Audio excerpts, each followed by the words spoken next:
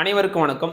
இந்த பதிவில் நம்ம சோழ பேரரசின் தலை சிறந்த அரசரான முதலாம் ராஜராஜ சோழனின் பட்டப்பெயர்களை பத்தி பார்க்க போறோம். அதுல முதல் பட்ட பெயர் மும்முடி சோழன். அது இலங்கையினோட அரசரான 5ஆம் மகிந்தனை வீழ்த்தி அதோட தலைநகரத்தையே மாத்திருப்பாரு. அதனால அவருக்கு இந்த பட்டப்பெயர் கிடைச்சிருக்கும். இரண்டாவதா சிவபாத சேகரன். இதன் பொருள் சிவனின் பாதத்தை இறுக பற்றியவன் என்று அதுக்கு பொருள். குறிப்பா அந்த தஞ்சை பெரியவுடையார் கோயிலை கட்டியதால் அவருக்கு இந்த பெயர் வந்திருக்கும். அடுத்து அதிக வெற்றிகளை பெற்றமையால் அதுக்கு ஜெயங்கொண்டான் என்ற ஒரு பட்ட பெயரும் உண்டு. அடுத்ததா கேரள அரசன் பாஸ்கர ரோவனை வீழ்த்தியதால் அவருக்கு கேரளாந்தகன் என்ற ஒரு பெயரும் உண்டு. குறிப்பா பொன்னியின் செல்வன். ஏன்னா சங்க இலக்கியத்துல காவிரி ஆற்றுக்கு பொன்னி ஆறு என்றது பேரில். ஸோ அந்த காவிரி ஆற்றில் அவர் உங்களுக்கு இங்க சிறு வயதுல நம்ம காப்பாற்றிய நிகழ்வு நம்ம படத்துல பார்த்திருக்கலாம். அதனால பொன்னியின் செல்வன் என்ற ஒரு பட்ட பெயரும் அவருக்கு உண்டு. ஸோ அடுத்ததா திருமுறை கண்ட சோழன் சொல்லுவாங்க. ஏன்னா இவருடைய காலத்துலதான் நம்பியாண்டார் திருமுறைகள் துவக்கப்பட்டது.